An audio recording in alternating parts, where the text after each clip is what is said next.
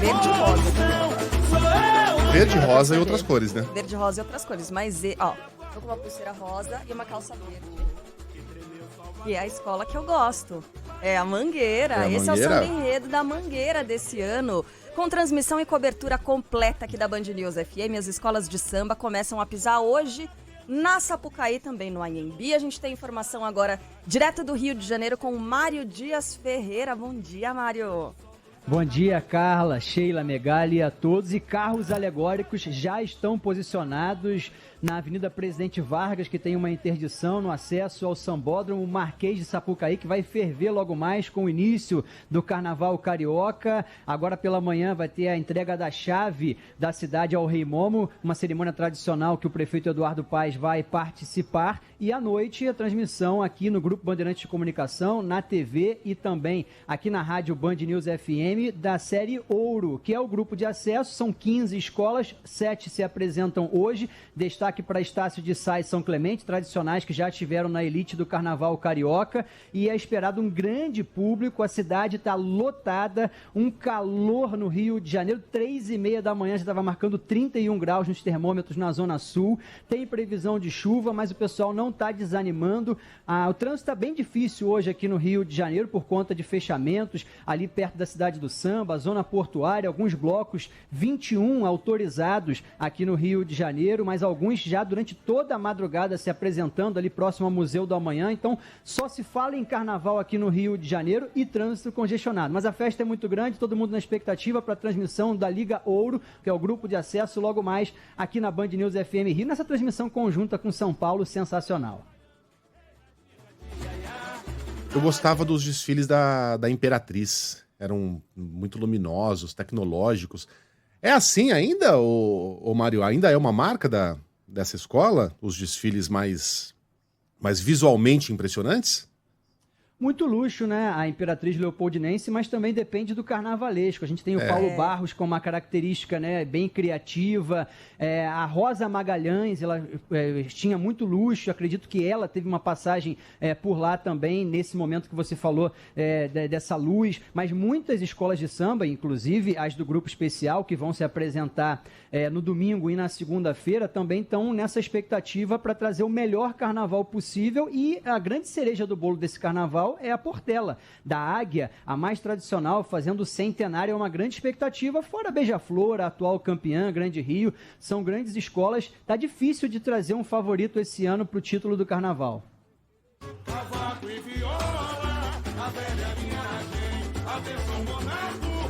Adorava a Mocidade também.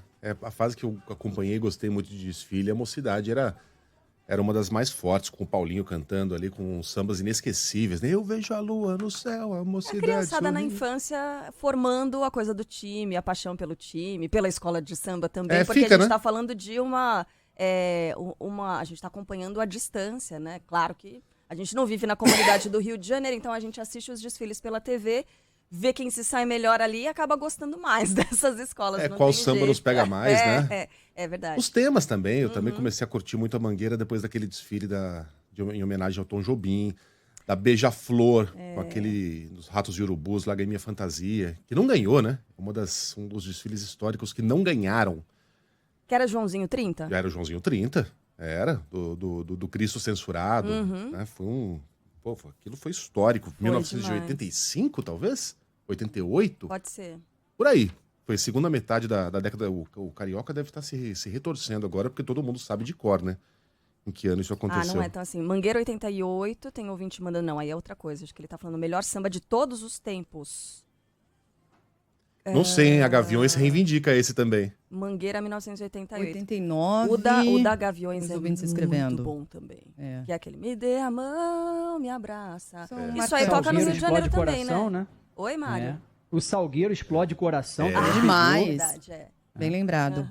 Agora, Mário, parabéns, viu, a toda a equipe do Rio de Janeiro pela série de reportagens belíssima sendo exibida no Jornal da Band sobre os 100 anos da Portela. Um trabalho incrível da equipe todinha que durou um tempão, né, Mário?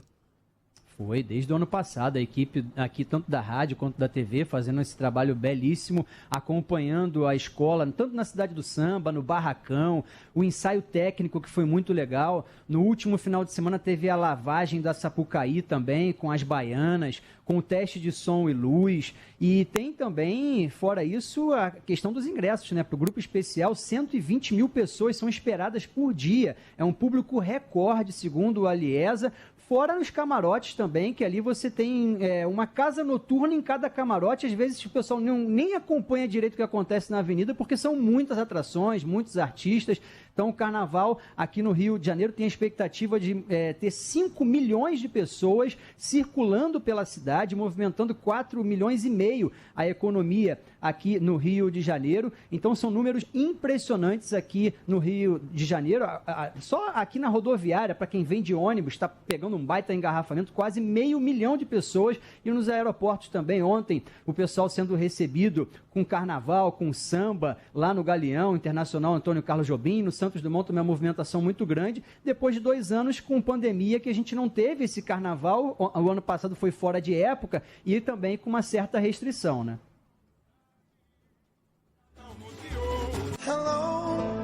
Mas o quê? Hoje é assim. Mas já? Luiz Guilherme, meu xará.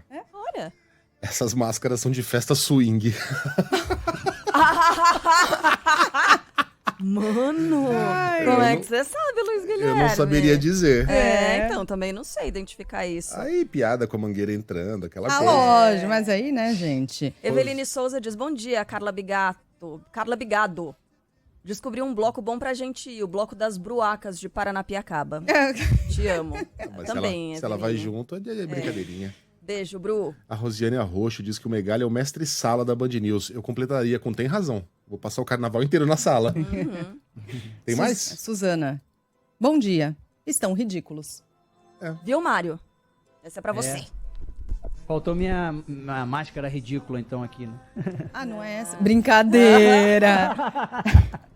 Mário, obrigada, viu, pelas suas informações. Bom trabalho aí no Rio de Janeiro. A gente volta a conversar ao longo do dia. Um beijo pra você e bom carnaval.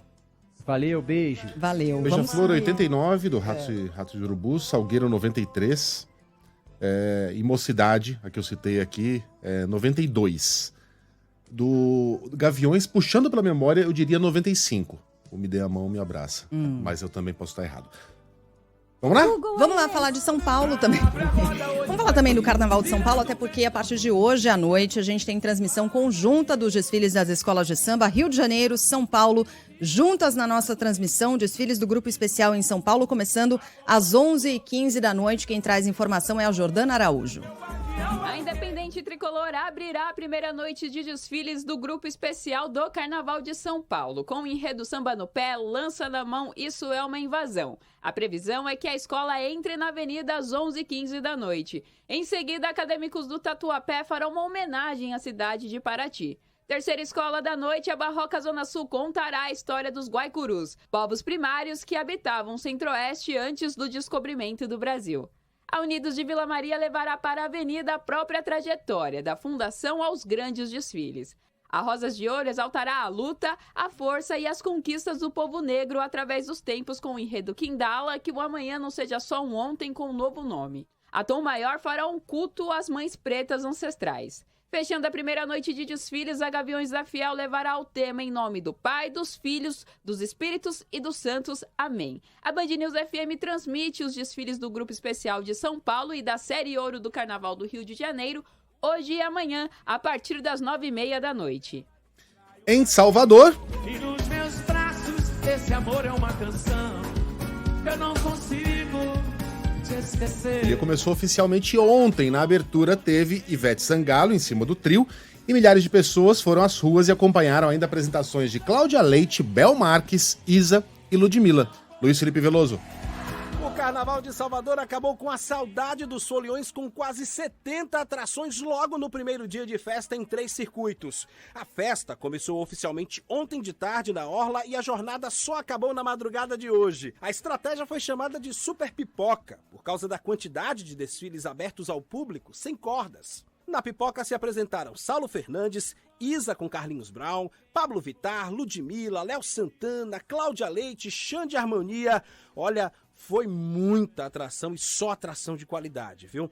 O estudante Luan Fernando, de 19 anos, que mora no interior da Bahia, saiu encantado. É o primeiro carnaval dele em Salvador. Sempre vi na TV aquela festa incrível de Salvador, só que eu não tive oportunidade de vir. Aí agora essa foi a primeira vez, gente, incrível. A energia é incrível, as pessoas são incríveis. Meu Deus, que passe anos e anos curtindo o carnaval em Salvador. E a festa continua nesta sexta-feira com uma homenagem à cantora Gal Costa. Grandes clássicos da artista, que morreu em novembro do ano passado, serão cantados no circuito Barra Ondina pelas cantoras Carla Vise, Ana Mameto e Márcia Short, durante o desfile do trio Balancê. No camarote Planeta Band se apresentam hoje Pissirico e El Chan. Ontem, Xande Harmonia e Lincoln Senna fizeram uma festa. Solteira não, alegre, se tem birita, a gente bebe. Tô com as amigas, só as gostosas, as experientes e perigosas. A Sheila apontou pra cara. Na parte das perigosas. Das experientes. Cada um com seus problemas. Chama a Ellen Brown. Mano! Aqui. Olha, tem que chamar, sabe quem? Porque a gente vai falar do que agora? Morena tropicana, eu quero teu sabor. Melhor carnaval do Brasil. É? Você cobriu, né? Cobri 4 anos seguidos. Pela Band. Pela Band. É verdade. Como é que é Band essa cobertura? Eu cobri especialmente o de Olinda, né? O carnaval de rua dos bonecos de Olinda. Ah, é um Encontrava o barato. Milton Neves todo ano lá. Tá cheio de Milton Neves lá. Ah, é um barato. Pô, era maravilhoso. A gente ficava lá na praça da prefeitura. E só de dia, né? Porque depois começa a ficar meio sujeira ali, os bêbados começam a tomar conta, não é muito bacana, infelizmente. Aí é hora de ir pro Recife, quando começam os shows no Marco Zero. Aí, cara, é espetacular. Espetacular, é muito democrático, né? Não tem corda.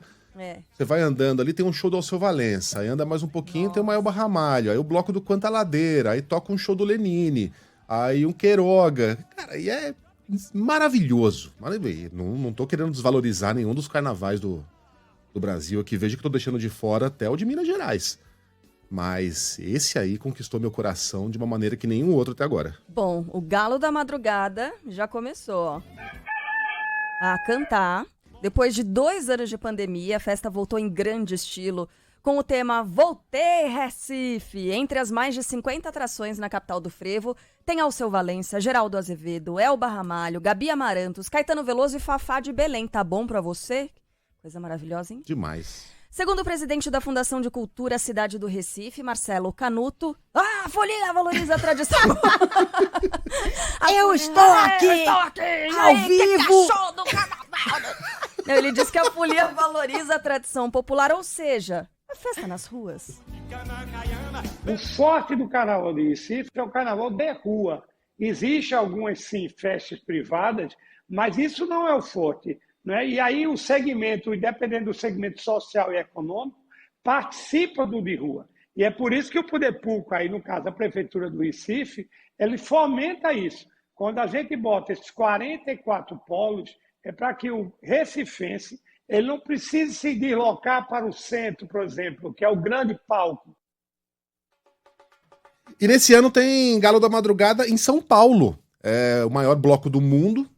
Vem a capital paulista pela segunda vez, 3 dias depois do tradicional desfile no Recife. Ou seja, na terça-feira, começa às 9 horas da manhã no obelisco do Ibirapuera, que é um monumento ali em frente ao Parque do Ibirapuera, e aí segue em cortejo pela Avenida Pedro Álvares Cabral a partir das 10 horas da manhã. De Recife a São Paulo, o retorno do Galo da Madrugada. Terça-feira de carnaval, é pra fechar com chave de ouro. Sabe quem tá no Recife agora? Quem?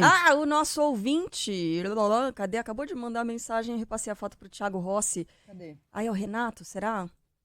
Bom dia, diretamente do Recife. Tô aqui, vim passar o carnaval e tudo mais. Amanhã estou no Galo. É o Felipe. Ah lá, a foto que ele mandou. Ô, Thiago, que rápido, hein? Thiago tá papum. É isso aí, direto do Recife, nosso ouvinte de São Paulo, mandando abraços. Felipe, aproveite por nós. André Lago de Brasília disse que o carnaval do Recife é um dos piores do Brasil, mas com o Megali descrevendo, piorou ainda mais. Hello! Gente, Correios muito cedo. Tem mais de carnaval? Sim.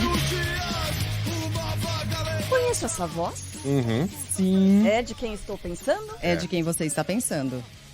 Alguém conhece o Arthur Covre aqui?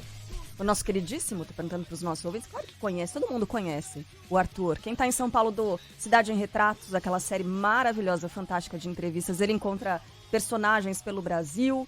Não, pela capital paulista, personagens muito diferentes. Mas que são personagens do Brasil que ajudam a construir São Paulo. Então tem gente de todo canto mesmo. É bem legal o quadro.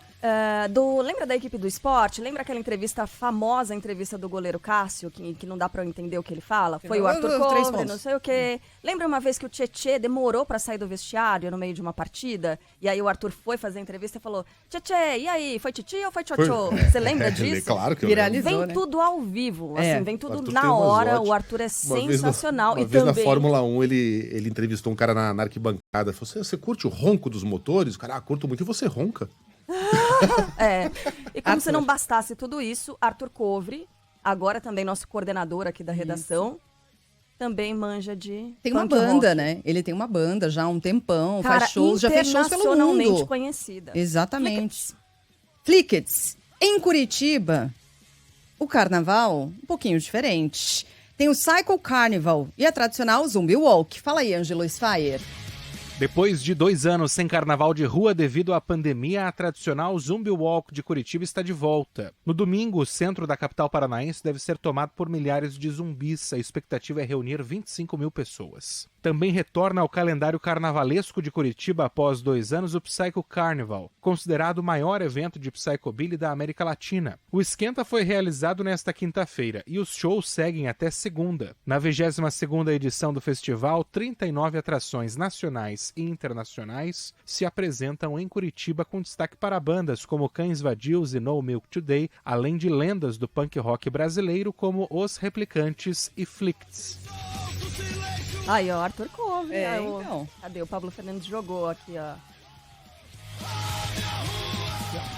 Cássio, a importância de vencer a primeira aqui na Arena faz alguma diferença pra vocês? Não? Faz porque jogamos em casa, tivemos que fazer uma jogo fazer uma grande vitória sem 3 pontos. Legal, se alguém conseguiu entender, tudo bem, porque eu não entendi nada do que disse o Cássio.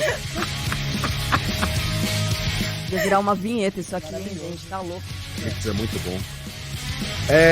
Tem um ouvinte comemorando aqui que a gente passou 20 minutos sem trazer nenhuma tragédia, sem falar de economia, de inflação, taxa de juros. Foi bom, mas acabou. Foi bom enquanto durou. Outros destaques desta sexta-feira. O Conselho Monetário Nacional se reúne pela primeira vez no novo governo e não altera a meta de inflação. Fala aí, Rafael Procópio. Pela primeira vez no novo governo Lula, o Conselho Monetário Nacional se reuniu em um encontro que durou cerca de meia hora. O conselho é formado pelo ministro da Fazenda, Fernando Haddad, a ministra do Planejamento, Simone Tebet, e o presidente do Banco Central, Roberto Campos Neto. Na reunião, alguns dos assuntos mais esperados dos últimos dias não foram debatidos, como a meta da inflação e a taxa básica de juros, a Selic.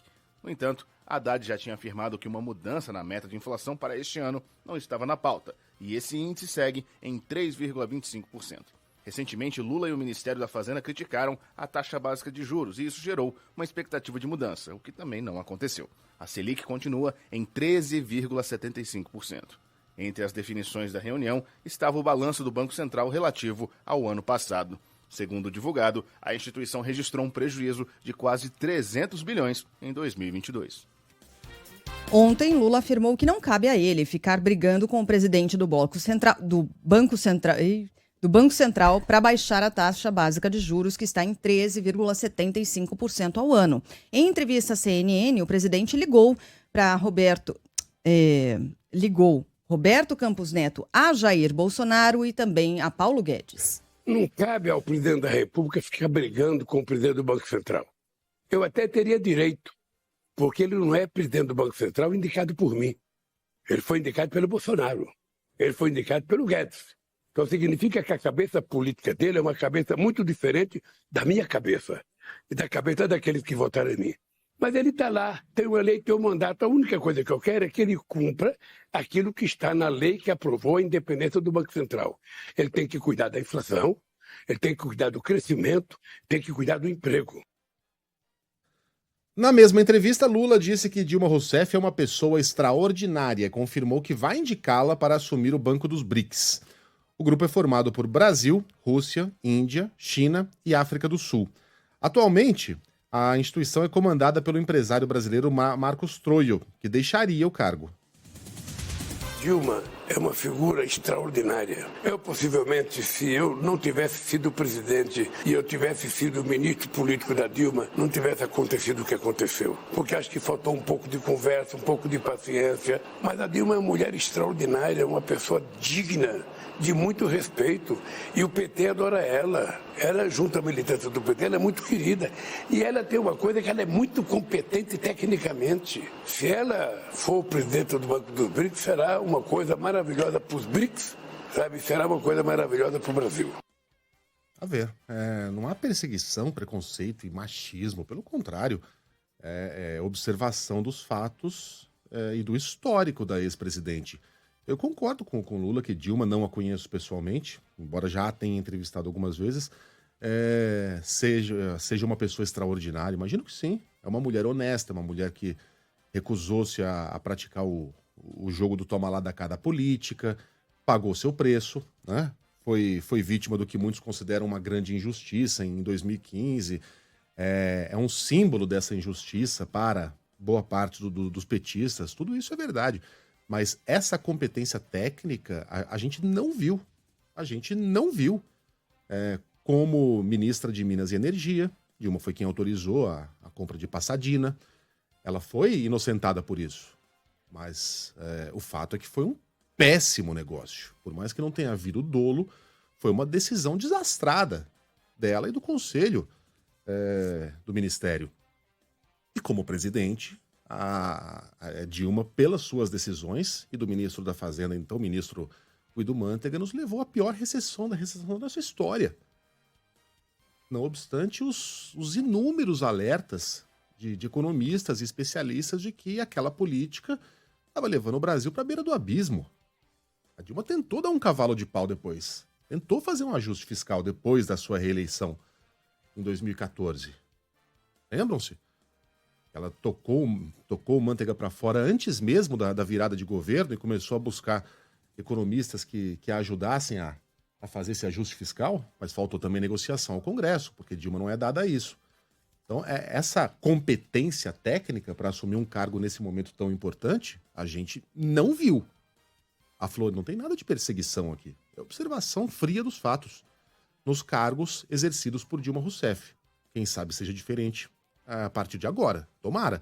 Porque o Brasil precisa bastante nesse momento dessa liderança e dessas relações com os BRICS.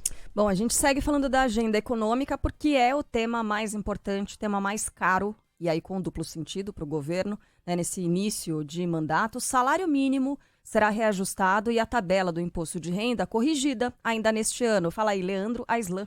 O presidente Luiz Inácio Lula da Silva confirmou que o valor do salário mínimo vai aumentar para R$ 1.320. A informação foi dada em uma entrevista à CNN e depois publicada na internet, e o chefe do executivo afirmou que a ideia é repor a inflação e pagar o crescimento do PIB do país. Ainda segundo Lula, esta é a forma mais justa de distribuir o crescimento da economia com a população. Por fim, o presidente da República confirmou a isenção do imposto de renda para os que ganham até R$ 2.640. Ao justificar a medida, Lula apontou que, ao discutir o imposto de renda, é perceptível que os que ganham até R$ 6.000 pagam mais na proporção com os que ganham mais.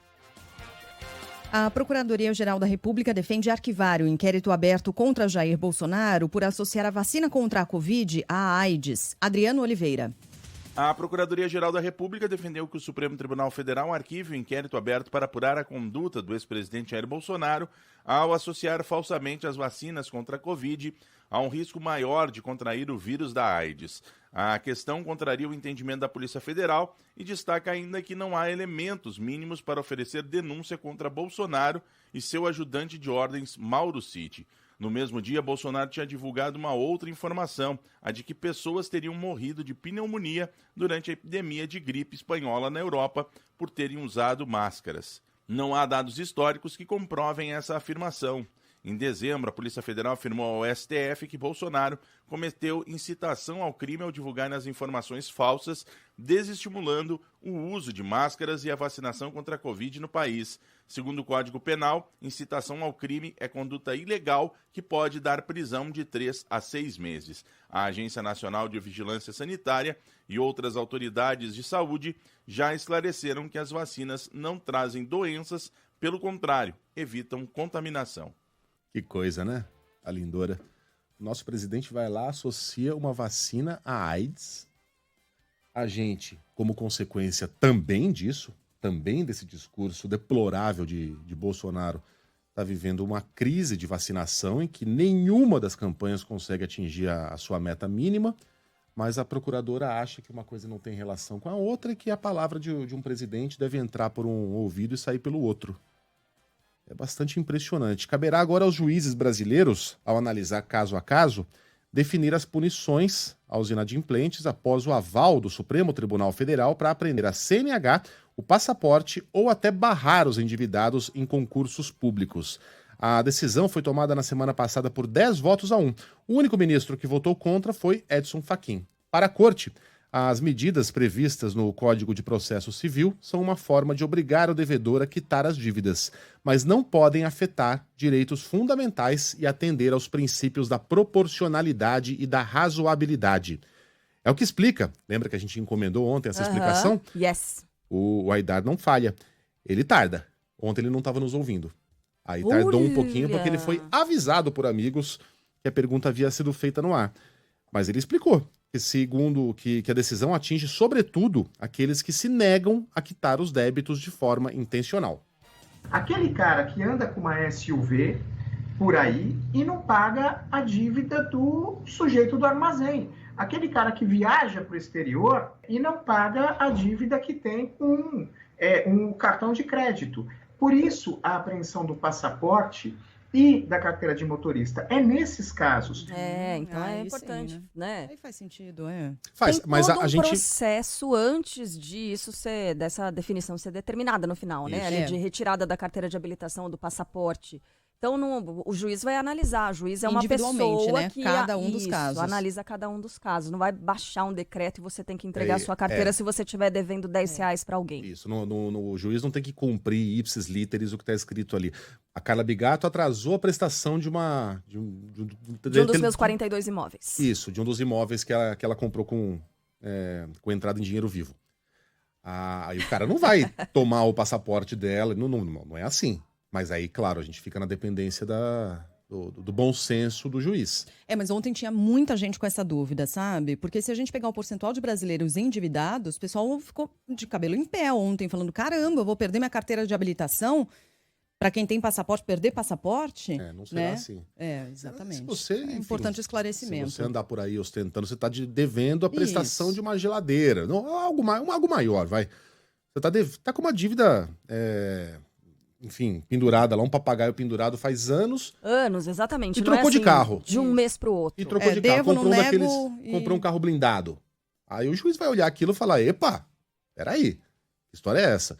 E aí talvez sim, casse a sua carteira, casse seu passaporte. É um instrumento para ser usado com sabedoria pelo juiz da vez. Devo, não nego, viajo para onde eu quiser, para esses casos. E tem bastante gente nesse caso, né? Tem bastante gente nessa situação aí. Como é que consegue, né, gente? Eu não consigo dormir bem se eu estiver devendo dinheiro, né? Em geral, a pessoa que... Eu tava sem dormir já tem um tempo. Não, mas devendo dinheiro, dando calote, Sheila. Não, devo para bancos. Dando calote na cara dura. Você não pagar o aluguel, né? Sendo que você tá usando esse dinheiro para fazer outras coisas. Eu, sinceramente, não consigo entender como tem pessoas que vivem assim. E foi exatamente outro tipo de pessoa que se preocupou com essa notícia. Que é quem trabalha todos os dias, quem tenta pagar as dívidas sempre em dia, os boletos ali, nunca deixar atrasar boleto. Quem tem que mudar de atividade para poder se manter, por exemplo, carro por aplicativo. Tem muita gente que ficou apavorada, né, por causa dessa notícia. Então, aparentemente, não tem que se preocupar com isso. Pelo menos por hora, mas continua pagando as contas em dia. Né? Essa turma, essa medida é para a turma do devo, não pago, nego enquanto puder. Né? Bom, segundo a Serasa, a gente não precisa colocar o segundo áudio. Não, mas é bom, é importante. A gente já falou. Mas então fala. A gente já falou, quem trabalha com veículo não vai perder CNH. Quem trabalha Isso. como Uber, como taxista, quem trabalha com entrega, não vai perder CNH de forma alguma, tá? Que fique claro. Segundo a Serasa, em 2022, o Brasil tinha mais de 69 milhões de inadimplentes. Esse número representa 42,7% da população do país. O valor médio das dívidas é de R$ 4.500. Americanas apresenta um plano com aporte de 7 bilhões de reais, mas não consegue acordo com credores. O destaque de Gustavo Seleman. O ministro Alexandre de Moraes do Supremo Tribunal Federal suspende a liminar da Justiça de São Paulo, que autorizou o Bradesco a ter acesso a e-mails e documentos das lojas Americanas. A medida foi tomada pelo magistrado após pedido apresentado pela varejista, que argumentou que a decisão original violou o sigilo profissional de advogados, já que alcançou uma série de mensagens trocadas entre os profissionais e a diretoria jurídica da empresa. Nesta quinta-feira, a Lojas Americanas afirmou que ainda não conseguiu chegar a um acordo com credores. Em comunicado, a varejista informou que apresentou um plano com o objetivo de equacionar as dívidas. Em São Paulo, o Tribunal de Justiça suspendeu a decisão que havia decretado a falência da Livraria Cultura, uma das mais tradicionais do Brasil. Na liminar, o desembargador José Benedito Franco de Godoy afirmou que os efeitos são irreversíveis e aí, por isso, o caso merece um reexame mais acurado. A empresa entrou em recuperação judicial em 2018, quando declarou dívidas de 285 milhões de reais. Segundo a defesa da Livraria Cultura, nos últimos 4 anos, a livraria pagou mais de 12 milhões de reais a quase 3 mil credores e estaria com os compromissos em dia. Atualmente, a empresa tem apenas 2 lojas físicas, uma em São Paulo, outra em Porto Alegre, mas a gente viu tristes cenas, do esvaziamento, do recolhimento de livros, por exemplo, dessa unidade tradicionalíssima em São Paulo. Também em São Paulo, um grupo de funcionários da fábrica de chocolates Pan, que eu acredito tenha feito parte da infância de todo mundo aqui. Essa é a velha pana. Pediu à justiça que não aceite a falência da empresa. Tiago Muniz. Um grupo de 26 funcionários da fábrica de chocolates Pan pede que a justiça não aceite o pedido de falência colocado pela própria empresa. Em petição protocolada na terça-feira, eles dizem que querem lutar pelos empregos e tornar pública a vontade de que a empresa continue operando. Atualmente, o quadro total da companhia é de 52 trabalhadores. A fábrica pediu falência na sexta-feira passada, depois que o administrador judicial da empresa, que está em recuperação, negou um novo prazo para o pagamento de dívidas. A PAN, Produtos Alimentícios Nacionais, foi fundada em 1941 e é conhecida por ter produzido chocolates em forma de moedas e cigarros. Cigarrinho não tem mais hoje, né, Não, gente? não É tem, super politicamente incorreto Nossa, hoje, imagina, cara. mas marcou a infância de muita gente, né? E ele vinha, o cigarrinho, na época, primeiro, com imagens de 2 menininhos, né? Um negro e um loirinho, de cada lado da caixinha, brincando de fumar. Isso. Era tipo um massinho de hoje, cigarro. Era um de massinho, uma chocolate. cartelinha. Você abria a embalagem, tinha ali a parte amarela do filtro e a branca. Então parecia mesmo um chocolate. Parecia um cigarro. Aí hoje Dentro da cartela? É. Eu me lembro que ele era... Ah, tá. Não, daí porque eu me você lembro tirava que a você tinha embalagem. um papel tirava a laminado. O papel entendi. laminado tinha uma parte amarela, que Sei, seria o filtro. Então parecia um cigarro mesmo. Que coisa mais anos 80, olha né? como olha A gente no bagageiro da Belina, Meu na Deus. estrada, comendo cigarrinhos de chocolate. Mas tinha Mas tinha mais, tem aquele cigarros o lápis de gostosos. cor. Não, o lápis de cor? Também. Né? Que é o chocolate lápis, chocolapes, não sei como é o Aquela nome. caixinha lá que tinha um que era com conhaque dentro. Choconhaque. Era esse o nome mesmo? Acho que sim. E outro era só uns chumbinhos de chocolate ali que não tinha. Não, que tem uva passa dentro, né? Isso. Eu achei que o guarda-chuvinha gostoso. fosse, também não era. Não é, vocês a gente estão também dizendo. ficou com essa dúvida esses dias. Vários ouvintes falaram, não era, né? Podia ser, porque é aquele gosto lá de gordura hidrogenada. Só. Gente, é pura banha aquele negócio. É. Nossa, não, É. toda Que a mais? solidariedade, né? Os funcionários, mas moedinha. caro. A moedinha. Moeda Hoje o de Muniz chocolate. falou. Só o dadinho. É. Aquele dadinho de... Bombom recheado com... De Não era amendoim, choconhaque, tem não mais chamava banha. choconhaque não. Ó, tô Mais vendo banha, aqui a mais embalagem. banha do que o O pessoal me contratou chocolate. para inventar novos produtos. Bombom com recheio, sabor conhaque. Ó, te deu uma garrafa. Na embalagem tinha o desenho de uma garrafa Era de tipo uma conhaque, garrafinha, cara. Você atrai uma criança com isso. Vai, galerinha. Biotônico. Gente, mas agora é meio triste, uma né, outra- gente? É meio triste quando a gente Pocket fala assim de uma chocolate. empresa tradicional e tal. Claro, com certeza. Vai saindo do mercado e aí, né, a gente aciona o botãozinho da memória afetiva. Agora, outro caso... Não, não é essa. É a velha outra Pan. Eu fiquei bem assustada quando eu ouvi isso aqui. A Tokstok contratou uma consultoria especializada em reestruturação financeira para buscar soluções para o endividamento. A intenção é que a Álvares e Marçal... Desculpa. Vocês Estão conversa paralela, desculpa. Não, mas o que foi, gente? Não, nada. Tava tirando uma dúvida com o Megali. Ah, bom. Fora do ar, Achei que vocês desculpa. estavam falando.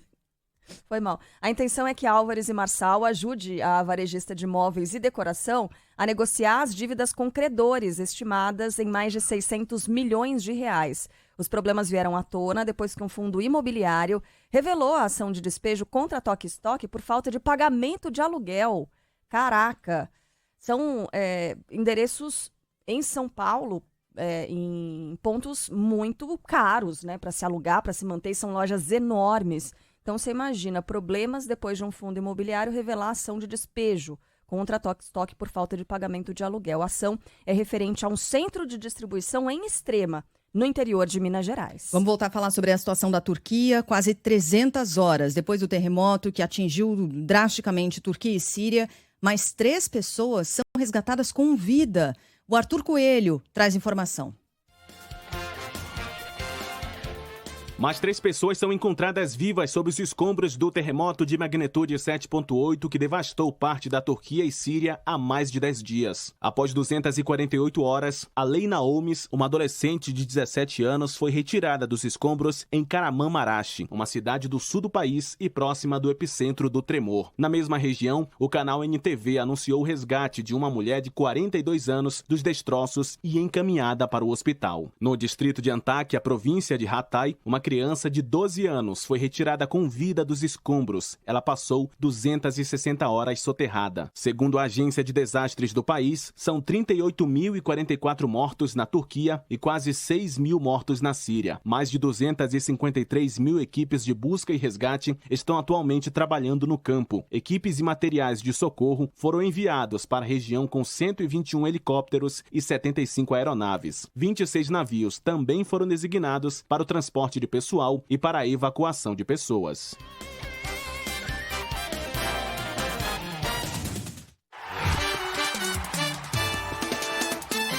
Futebol, com Milton Neves. Oferecimento Casa do Construtor. Aluguel de equipamentos. Ligue 0800 200 0217. Sicredi. Conheça a primeira instituição financeira cooperativa do Brasil. Sicredi. Gente que coopera, cresce. E Hotel Terras Altas. Lazer, diversão e gastronomia. Pertinho de você.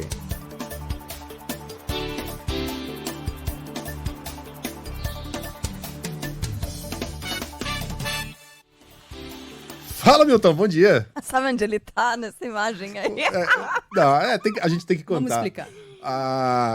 Geralmente, nesse momento, aparece a fotografia do Milton com um terno, aquela fotografia, né, que você tira em estúdio. Isso, na nossa que live. você usa para anunciantes e coisa e tal. O Thiago teve a manha de recortar a cabeça do Milton Neves e colocar num bonecão de Olinda. E era bem grande o boneco pra caber, Como né? combinou, hein? Nossa senhora, porque o Megali falou assim, eu passei, foram 4 anos lá, Carnaval, Recife e Olinda. Eu falei, sempre encontrando o Milton Neves, né? Assim, ó. Ele dançando daquele jeito que os bonecões dançam, né? E aí o Thiago foi e fez a arte. Ele tá bem acompanhado Esse do é um Luiz artista. Gonzaga ali atrás. Tá, o Rogério Ceni que tá, não é? Oi, ficou Quem tá entre perfeito, os hein? dois ali? É um goleiro, né? Não, tá de luva. Não é o Rogério Ceni. Não. Tem uns que não dá pra E não saber. tá de luva, quem não. é, né? É a mãozinha do bonecão É a mesmo. mocinha dele mesmo. É porque eu achei que fosse algum... No começo eu achei que fosse o Sérgio Moro. O Sérgio Moro já foi popular, Parece, né? já. Esses desfiles. Sérgio Moro já virou mas não bonecão. é ele, não. Não é ele, não. Se alguém souber, é só nos avisar aqui no chat do YouTube. Fala, Milton, bom dia. Ô Luiz Megali, bom dia pra você, pra Carla Bigato, pra nossa Sheila Magalhães. Oi. Ontem, 2-2, um grande jogo lá na Arena Neoquímica do Corinthians. Um jogaço. Um jogaço. A Band News FM com grande transmissão também, tá bom? Bom, no mais, vamos aqui em rápidas pinceladas ao placar de ontem. No Campeonato Carioca, o Botafogo teve 2 jogadores expulsos desde o primeiro tempo e o Vasco venceu por 2-0. Agora, no Paulistão, o Mirassol bateu o Ituano, 1-0. Mirassol em casa, olha, imbatível. E o Santo André em casa empatou com o Santos 1-1. O Santos estava perdendo, mas empatou. Já quebrou o galho, mas tinha que ter ganho, porque uma vitória tem pernas longas, são 3 pontos, agora empatando é só 1.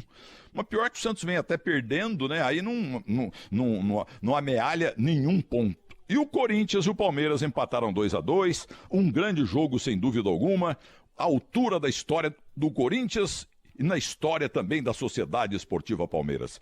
Estou falando aqui do Guarujá, pérola do Atlântico, na Ponta das Galhetas. Nossa, o marzão tá bonito, viu? Mas vive chovendo também por aqui, meu Deus do céu. Mas tem que chover mesmo, o pessoal fica reclamando da chuva. Se parar de chover, a gente morre de sede. Um abraço pra vocês, bom final de semana.